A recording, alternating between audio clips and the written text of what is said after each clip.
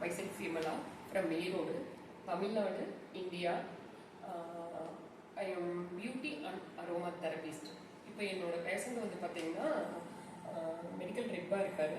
அவருக்கு வந்து back pain இருக்கு, அதில் நெக் பெயின் சொல்லியிருக்காரு, ஷோல்டர் பெயின் இருக்கு அப்படின்ற மாதிரி சொல்லியிருக்காரு. அதுக்காக நம்மகிட்ட ட்ரீட்மெண்ட் கொடுத்துருக்காங்க. அது இப்போ நம்ம கொடுக்க போகிறோம்.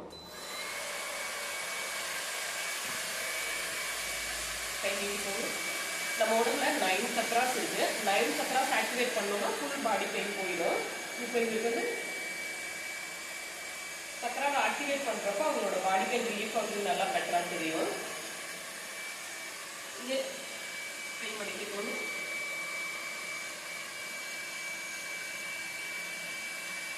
நீ பெயின் எவ்வளோ பெயின் இருந்தாலும் நம்ம ட்ரீட்மெண்ட் கொடுக்குறப்ப பெயின் போக்குறது தெரியும். அவ்வளோ பெயின் நீக்கிக்கணும். நல்லா ஸ்டே பண்ணிடுறேன். கொஞ்சம் வீசிங் கம்ப்ளைண்ட் அந்த மாதிரியெல்லாம் இருக்குது. வீசிங் கம்ப்ளைண்ட் இருக்கிறப்ப நம்ம இந்த இடத்துல கொடுக்குறப்போ ஃபுல் பாடி ஆக்டிவேட் ஆகி வீசிங் கம்ப்ளைண்ட் குறைய ஆரம்பிச்சிடும். டூ வீலர் நிறைய ஓடிட்டு இருக்கிறதுனால இந்த இடம் பெயின் சொல்லிகிட்டே இருக்காரு. அப்போ அந்த பெயின் குறையும், கை நார்மல் இருக்கும்.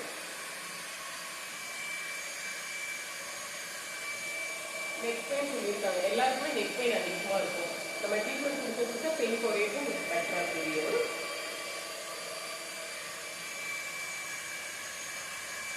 கால் நீக்கிக்கோங்க. ஒரு கால் மட்டுமே.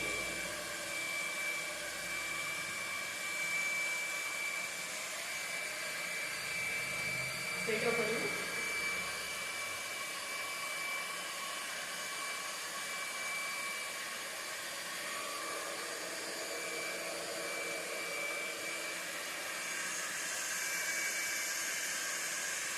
பெட்டராக ஃபீல் பண்ணுறீங்களா?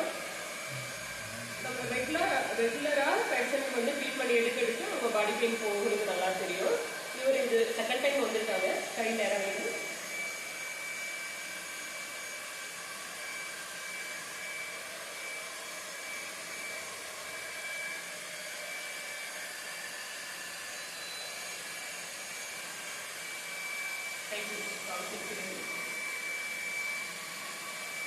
ஃபுல் பாடி பெயின் இல்லை அப்படின்னாலே நார்மலாக நம்ம ரொம்ப ஆக்டிவாக இருக்கோம். இவர் அது பெட்டராக ஃபீல் பண்ணுவாருன்னு நினைக்கிறேன். இப்போ அதை சொல்லுவார்.